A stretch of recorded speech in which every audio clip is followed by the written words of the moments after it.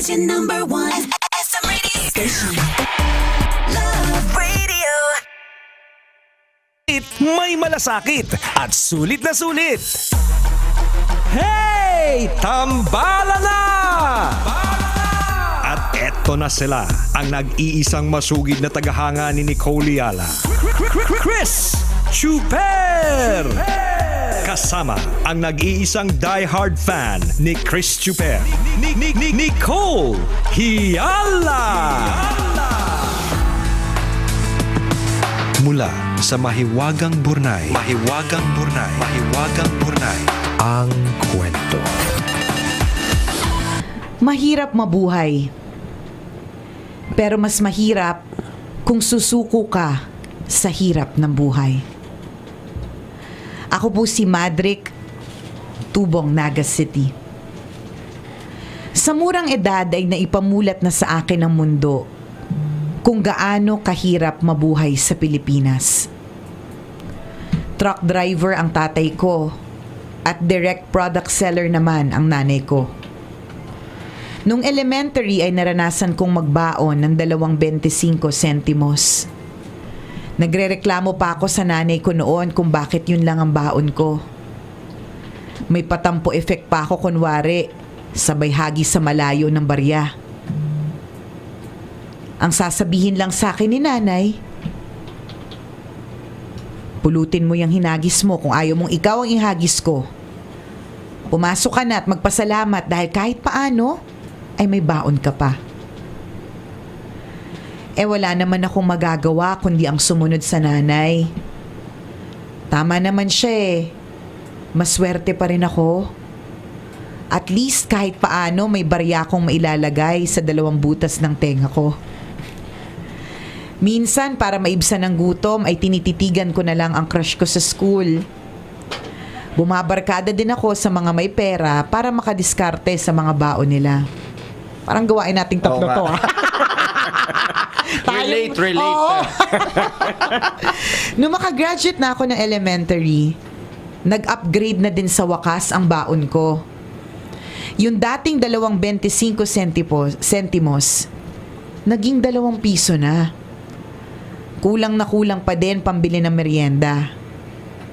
Kaya yung crush ko noon, hindi ko tinantanan. Crush ko pa din siya. At ang mga barkada kong mapepera, hindi ko talaga binabangga para makalibre pa rin ako sa kanila. Bukod sa diskarte kong ito, kapag weekends ay may extra ako bilang pahinante sa truck na minamaneho ng tatay ko. 16 years old pa lang ako noon pero batak na ang katawan ko sa pagbubuhat ng sako-sakong bigas. Nagde-deliver din kami ni tatay ng sariwang isda. Kailangan naming tiisin ang puyat para umabot ng fresh ang mga isdang ihahatid namin.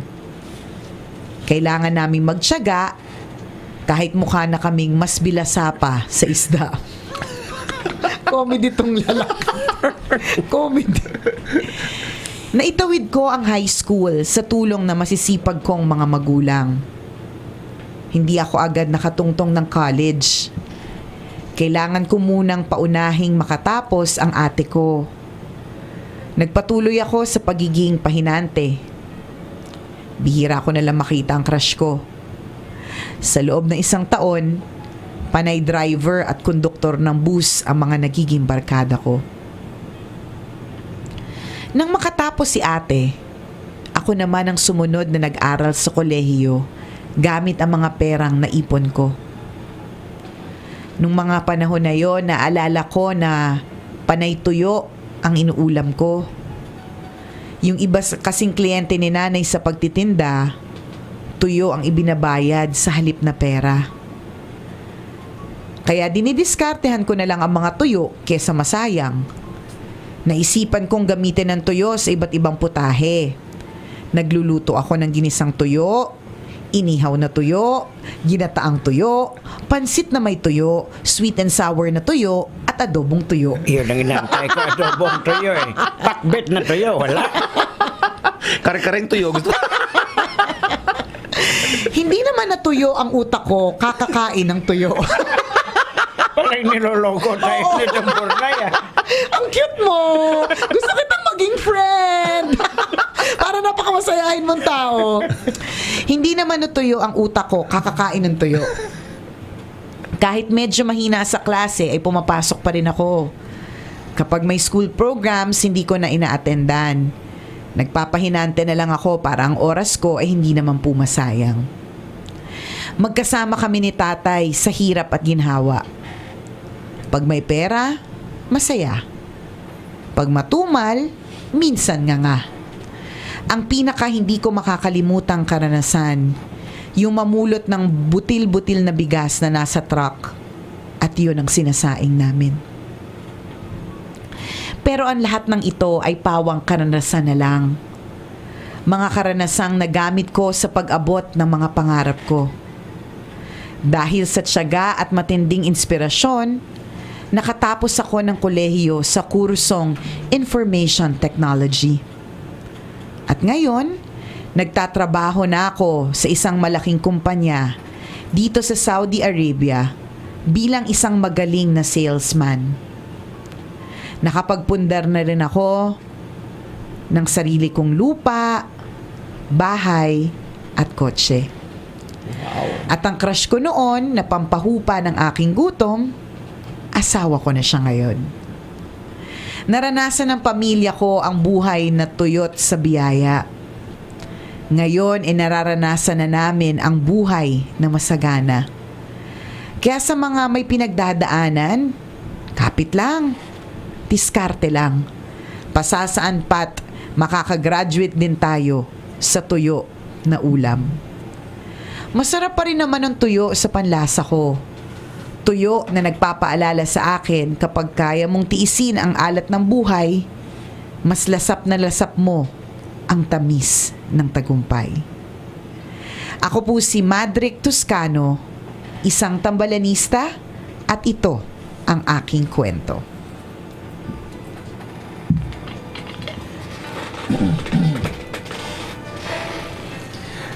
Ang tuyo. Baw. Diba? Nilagang tuyo, adobong tuyo, ginataang tuyo. O, diba? Taray ng ginataang tuyo. Sarap na. Diba? Kanina meron ako napanood sa TV, sinigang na tuyo. Yan. So, Sobrang malasa kasi yung tuyo, no? oo, sobra. Actually, sa damakmak na kanin, isang pirasong tuyo lang. Isang maliit, tapos Diba? tatlong subong kanin. Oo. Alam mo, Construction worker talaga ako eh. yung tuyo, yun din yung unang-unang pumapatay sa mga Pilipino. Masyado Hindi. maalat. Sa hirap ng buhay at yan lang kayang bilhin, tuyo. Kaya nagkakaroon ng high blood, kaya maraming na-stroke na mga Kasi puro kanin. salat. Oo. Tsaka yung tuyo, maalat. Pag Maalat kasi masyado mapataas eh. ng dugo yan, ng blood pressure. Oh, ang lakas kasi makakanin ng tuyo eh, no? Ang sarap kasi. Promise, isang maliit na parte ng Bandehado tuyo. talaga. Talagang tatlong subo talaga ng kanin. Anyways, una, Madrick, totoo ako sa sinabi ko kanina, I want to be your friend. Ito yung mga tipo ng taong sobrang ganda ng perspektibo sa buhay, tas sobrang Yes. happy lang, tas sobrang comedy. Isipin mo yun, di ba? Pwede mo namang isipin at an early age na parang ang hirap-hirap ng buhay. Grabe, 25 lang, tamput-tampuhan kunwari ang eksena. Pero sabi niya, at least kapag ka may 25 ka, meron kang design sa tenga mo. Di ba? Correct. Tapos ang diskarte niya, titigan ng crush para mabusog. Oh. Di ba? Makipagkaibigan sa mga mayayaman para makidot-dot sa baon. Di ba? Napaka-diskarte mong tao. Parang kung ganun ka, bata ka pa lang, hindi talaga imposibleng hindi ka yumamang pagtanda. And yun na nga Totoo. yung nangyari sa'yo, di ba? Naging maginhawa ang buhay mo. So, ikaw yung masarap i-friend kasi parang Correct. nakakahawa yung positive mong enerhiya.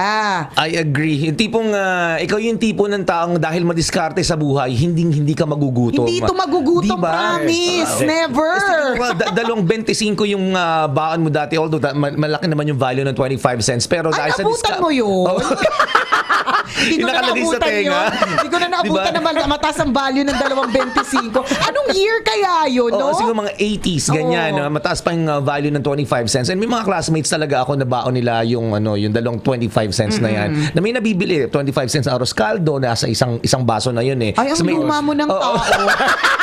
50, may nabibili ka na. Oo. Tapos mayroon pang itlog ng pugo yun, ha? Ah, Oo, talaga? sa halagang 25 cents. Tapos may malaking luya. Yan.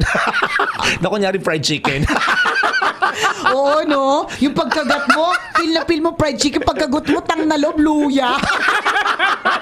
Pambirang arroz caldo yan.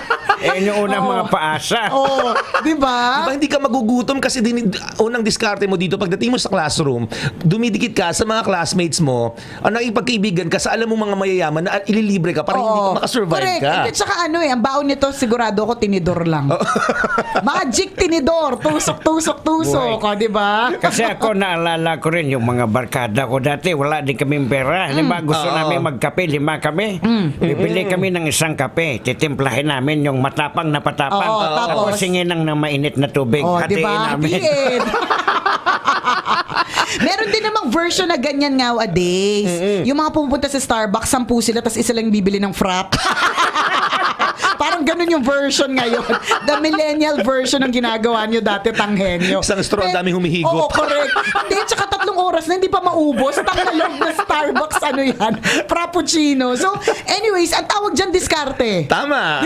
Diskarte lang yan. At Yun, bilib yun, kami yun. sa discarding meron ka, di ba? Correct. Para makasurvive ka. Actually, hindi mo lang talaga binanggit in details yung lahat ng paghihirap mo kasi nga positive person ka Sobrang eh. positive eh. Diba? Parang mas nag-dwell ka sa, alimbawa, kunento mo na isa sa mga hindi mo makakalimutang experiences is yung nagpulot ka ng butil-butil ng bigas sa kalye. Sa truck na Oo. kung saan siya pahinante at yun ang isasaing.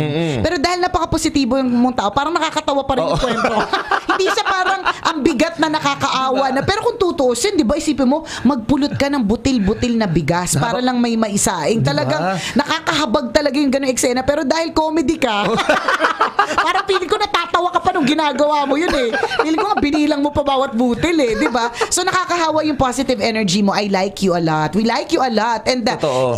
siguro yun din yung sinasabi na may wagang burnay. Kapag ka napaka-positibo mo, di ba? Kapag ka napakaganda ng perspektibo mo sa buhay, walang rason para hindi rin maging maganda yung kalalabasan ng buhay mo. Oo. Sabi nga, di ba? Kung ipinanganak ka mahirap, hindi mo kasalanan yan. Pero kapag ka namatay kang mahirap, kasalanan mo na yan kasi wala kang ginawang paraan. Tama, kasi perfect example to mga kaibigan, di ba? Talagang pinanganak silang Oo, nang salat talaga sa buhay. Pero wag ka, etong lumipas ang panahon, ang daming pwedeng maipagmalaki sa buhay. Tama. Di ba? Yung paggamit niya ng tuyo ngayon, yung mga social na dish na. Oo, diba? diba? Yung sa mga nilalagay sa mga mamahaling mga spaghetti. Oo, yung Hindi ko alam kung anong tawag. Mamahaling spaghetti. Yung kapag ka sinerve sa hotel, ano na, 450 Oo, na yun. kaya. 495. Tapos pag tinanong mo dun sa chef, amoy siya na gawa to. Chef? Gawa to. Tapos sasabihin niya, may mga ganun ako naririnig na parang i-explain niya yung tipo ng spaghetti na parang feeling ko ganyan din naman yung sa amin. Okay, diba? Tapos basta yung top flakes. niya, yung tuyo flakes na parang ganito galing sa yung dilis nga, huling kinainan ko, sabi ko, isang tumpok nito sa palengke, 10 piso lang. Magkano doon? Oo, 145 partner. Kasi merong pinataka ng honey kasi kaya mahal. Sabi ko, ganito lang naman doon, pinarito lang, nilagyan mo lang ng honey. Pero 145 Magbubili ka sa palengke, 10 piso, ang dami na nito, di ba? So dito kay Mandrick pala with an N, Mandrick. Ito dito kay Mandrick, yung tuyo niya, leveled up chef Version. levels na. Oo. With olive oil na ngayon. Correct. With olive oil, taray, tsaka avocado oil, yung mga mamahaling mga oil. 'Di ba na mga dati, 'di ba kahit pang 7 prito, pwede pa yung na yan, mantika na. Tsaka pag nalamigan, tulog yung mantika. Oo. Ganun yung mantika natin dati. Truth, 'di ba? Pero Ngayon, taray, 'di ba kala naka-olive oil. 'Di ba? Pag mayaman naka-olive oil, 'di ba din? Saludo kami sa iyo, Mandrick. Ano pangalan ulit? Mandrick Toscano. Mandrick, we like your mental disposition. Correct. Napaka-positive ng iyong takbo ng pag-iisip, and malamang positibo ka rin sa pag-uugali mo. Partner, totoo eh. This is one of those stories na kung tutuusin, malungkot siya. Oo, sobrang drama. Madrama talaga siya. Pero bakit ganito iba yung yung reaction natin? Diba? Yung pagkakwento niya kasi very Correct, positive. sobrang positibo Yes, talaga na parang ginatang tuyo, adobong tuyo, di ba? Sweet and sour tuyo, ganyan. Lahat na ng klaseng tuyo, pero hindi na tuyo. Ang utak namin, kahit tuyo kami ng tuyo, di ba? Nakakatawa ka man! Mandrick! Promise! Diba, nakakaingit yung ano mo, yung positive attitude mo kasi hindi Yes. lahat ay merong ganyan. At yun yung napulot namin talaga mula sa kwento mo. Bukod sa, of course, determination, Hard pagtsatsaga, work. correct, diskarte, diba? Yun yung talagang na-pick up naming tatlo dito eh. Yung pagiging positive and pagiging light-hearted, Yes, diba? yes. It actually helps a lot para maging successful din sa buhay. Hindi ka mabigat kasama. Tama. Ito yung mga halimbawa ng mga kahit wala siyang pera pang ambag sa gimmick, isasama mo kasi masayang kasama. Yan yun Correct. eh. Yung sagot ko Mandrick na yan. yung kwentuhan. Oo, correct. Sagot mo yung sagot ko yung kwento. Yan yun, si Mandrick yun. Tama Diba? yan. Masarap kang maging kaibigan. Masarap kang kasama. Di ba? So, Tsaka it only shows dito sa kwento ni Mandrick na yung experience talaga is the best teacher. Tama. Yes. Kasi imagine mo natapos ng IT, sales siya ngayon. Oh, di ba? Tingnan mo. Pero Paano nangyari? dahil sa kanyang diskarte, Correct. sa experience niya. Trot. Nako, sana Mandrick, pag-uwi mo dito sa Pilipinas, daan ka Makadaan dito, sa Love Radio. Correct. Tapos kain tayo ng social na tuyo. Oo. Yan, di ba? Tsaka hindi naman kami materialistic Oh, na hindi mga naman. tao, pero kung pipilit ka, Oh, bakit naman hindi? We accept cash. Or kind. We accept any.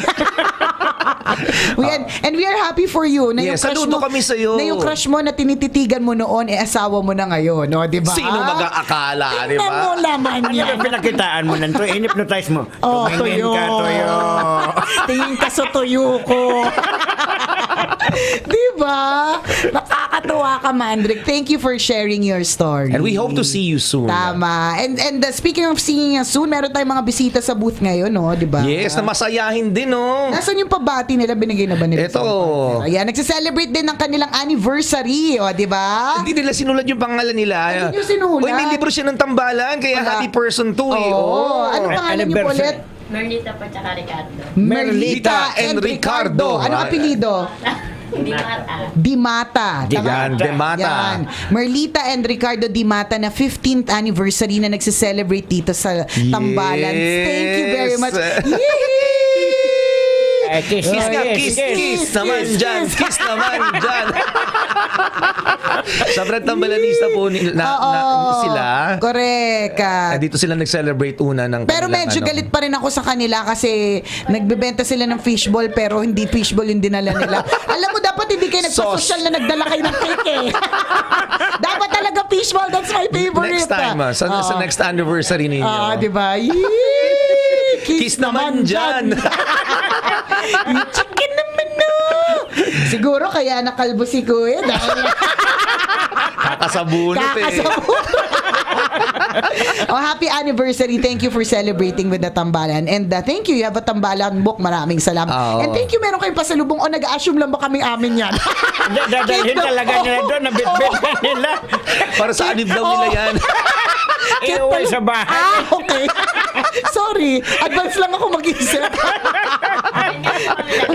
So para sa amin talaga yung dala nyo. Ang tagal nyo kasing ibigay eh. Napilitan na lang. Napilitan na lang. Nag-a-assume na kanina pa si Nicole. Nakita ko, kinurot niya, ibigay na Oo, lang natin. Nakakaya, nakapokus na tayo sa Facebook Live, o, diba? O, happy anniv po sa inyo. Salamat, Salamat sa pagbisita nyo ha. Thank you. Until next time. Thank you very much. Yes, couple shirt. Kanina pinag-uusapan namin kasi ilang years na ka nagpa-fishball? Ano po, 8 years po. 8 years na silang nagfi-fishball, 'di ba? Ako believe talaga ako sa sa mga eksena sa fishbowlan. Kung paanong trust kasi yung yung puhunan. Correct. Kasi 'di ba minsan halimbawa 10 kayo agad na nagtutusok-dusok. Pwede namang iba diyan. Ako minsan nag-iisip akong tumakas. Ano yan sila sa mga kagaya natin? Minsan sabi ko, hindi naman niya mapapansin. O kaya, halimbawa, minsan yung mga bilang ng fishball, hindi mo naman tototohanin minsan.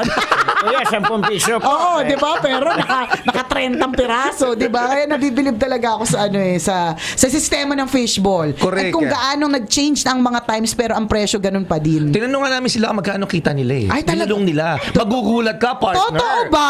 Oo. Mali na naman tayo ng karir. Pag nalaman mo mag-resign ka. Mali na naman tayo ng karir. Ito na naman yun eh. Charot lang, charot. Hindi, tsaka huwag niyo po silang pagbawalan kasi kung minsan sa labas ng simbahan na doon, hinahanap natin yan eh. May mga areas na hindi sila pwede pumasok kasi bawal ang fishball vendor. So, hindi pa kailangan po namin yan. Ako nga, Diba? nalulungkot ako kapag halimbawa nasa Laguna kami, tapos Oo. walang nagbebenta ng taho dun sa subdivision, walang Oo. fishball. Parang Dapat papasukin niyo parang po. Hindi, parang hindi kompleto yung yung childhood. Oo, diba? Kaya yung anak ko, partner, kapag kami pagkakataon, pinapakain ko talaga ng fishball kasi it has to be a part of a child's experience. Totoo. Yung tumusok, yung makataste ng laway ng iba. Diba? Yung tumawag na magtataho Magtataho. sa harap ng bahay nila, Trot. di ba? Sabihin mo mali yung subdivision Oh. nyo eh. Tatakbo ko presidente, implement ko first rule.